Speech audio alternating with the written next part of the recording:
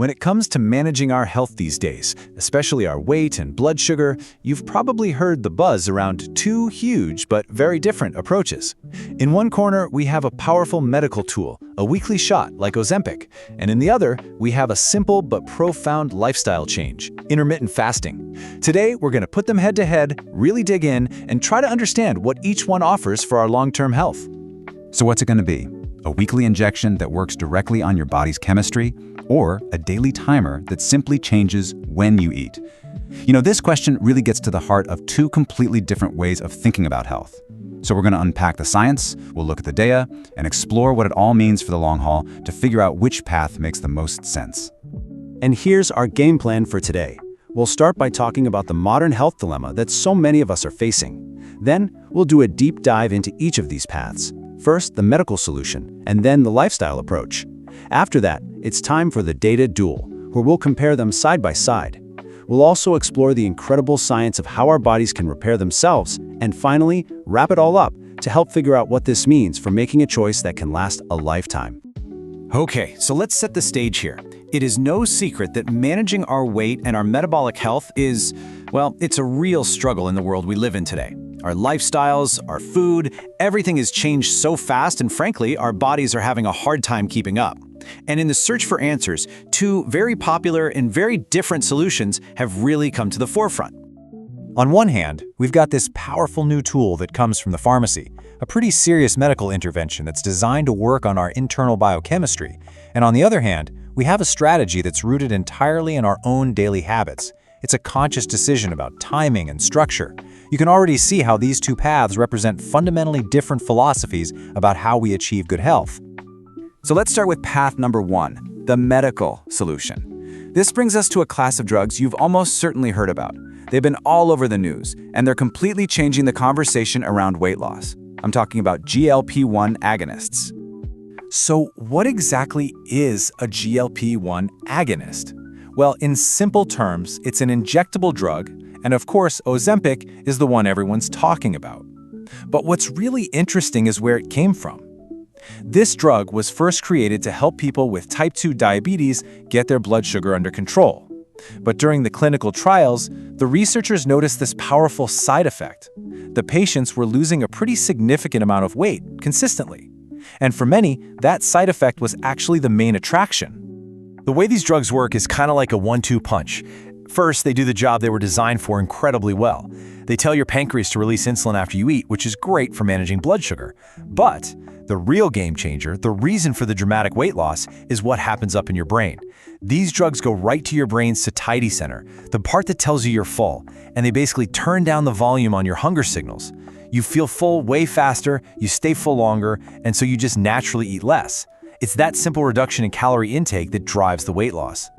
And let me tell you, the results are, well, they're pretty impressive. In study after study, we see users losing between 5 and 10% of their total body weight, and often in just a matter of months. Now, to put that into perspective, if you weigh 200 pounds, that's a loss of 10 to 20 pounds. For anyone who has struggled for years to lose weight, seeing that kind of progress so quickly can feel absolutely revolutionary. But, and this is really important, we have to look at the whole story. There's another side to this coin. There are some pretty common side effects, mostly digestive stuff like nausea, diarrhea, constipation. Then there's a rare but very serious risk of pancreatitis, which is a painful inflammation of the pancreas. Of course, there's the cost. These drugs are expensive. But maybe the biggest question mark of all is the rebound effect. The data on this is really clear. When you stop taking the drug, those hunger signals come roaring back, and in many cases, so does the weight.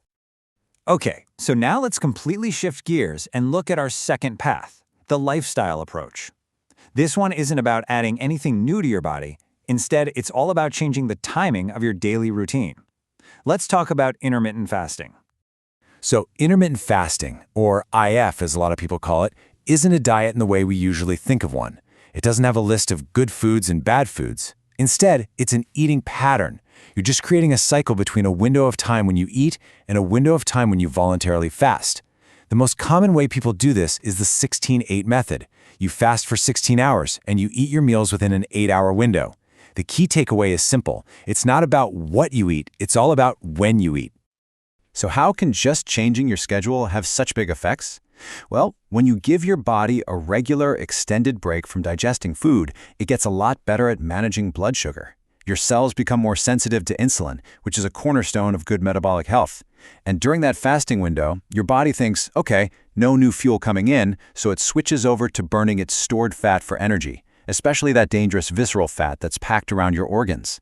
This simple switch can lead to some incredible long-term benefits for your heart and can help lower chronic inflammation throughout your body. And honestly, this is where the appeal of fasting really comes into focus. When you do it right, there are very few side effects to worry about. It costs absolutely nothing to implement. In fact, you might even save money. It's also incredibly flexible. You can adjust your eating window to fit your job, your social life, whatever. And because of all that, it's something that can actually become a sustainable lifelong habit, not just some temporary fix you suffer through. All right, we've looked at both paths on their own. Now it's time for the main event. Let's put them side by side and see how they really stack up against each other. Welcome to the data duel, the shot versus the schedule. This chart right here really tells the story. Let's walk through it. First up, speed of effect. No contest. The GLP-1 drugs win. Hands down. They work fast. We're talking weeks. Fasting is a much slower, more gradual burn. But then we look at long-term success, and the whole picture flips. It's really difficult to maintain the results from the drugs because of that rebound risk when you stop. Fasting, on the other hand, is built from the ground up to become a sustainable habit. Next, side effects. They're pretty common with the medication, but they're minimal with fasting.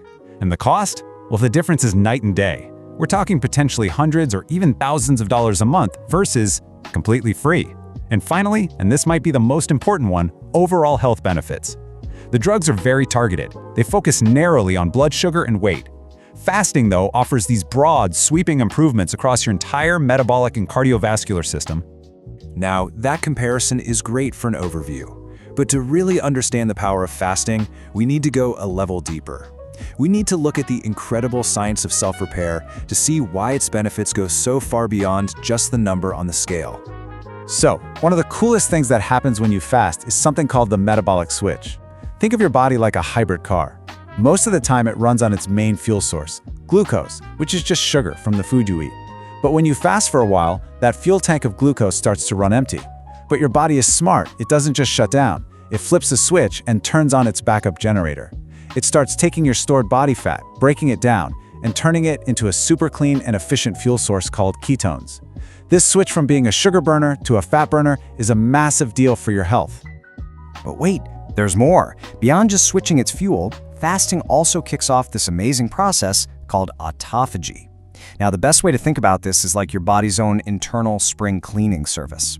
When autophagy is switched on, your cells start going around identifying old, damaged, junky parts, things like messed up proteins or worn out components. They then break this junk down and recycle it into raw materials to build new, healthy, pristine parts. It's a deep, fundamental process of repair and rejuvenation. So when you put it all together, you've got the metabolic switch happening, you've got this deep cellular cleanup, you start to unlock these incredible long-term health benefits. You're actively fighting chronic inflammation, which we now know is at the root of so many diseases. You're making your body much more sensitive to insulin. You're boosting those cellular repair systems we just talked about, and you're giving your heart and your whole cardiovascular system some serious long-term support. So after looking at all the data, the mechanisms, and the deep science, it really all comes down to one big question. What does this all mean for you? This is about understanding what these tools are so that you can make an informed choice, a choice for a lifetime. So here's the bottom line. The evidence really suggests that we shouldn't think of these as two options for the exact same job. They're different tools for different jobs. GLP-1 drugs are an incredibly powerful short-term tool. They can be amazing for jump-starting weight loss or getting dangerously high blood sugar under control. Intermittent fasting, on the other hand, is a sustainable, long-term strategy. It's about building a foundation of metabolic health that can help prevent disease for decades to come. And this really gets to the core of it all, doesn't it? Because ultimately, the goal shouldn't just be to manage symptoms or rely on an external crutch forever. The real goal should be empowerment. It should be about enhancing your body's own amazing, built-in ability to regulate, to balance, and to heal itself. And that's why the final message here is so important. While a medical tool can be a very helpful bridge to get you started on your journey, the true, unshakable foundation of lasting health is always going to be built on lifestyle. It's built on that smart combination of fasting, good nutrition, quality sleep, and regular movement. So, we'll end right where we began, but with a new perspective. After looking at all the evidence, where do you think the future of your health is really found? Is it in a syringe, offering a powerful but potentially temporary solution? Or is it found in the small, consistent, powerful choices you make every single day in your own schedule, building a foundation of health that can last a lifetime?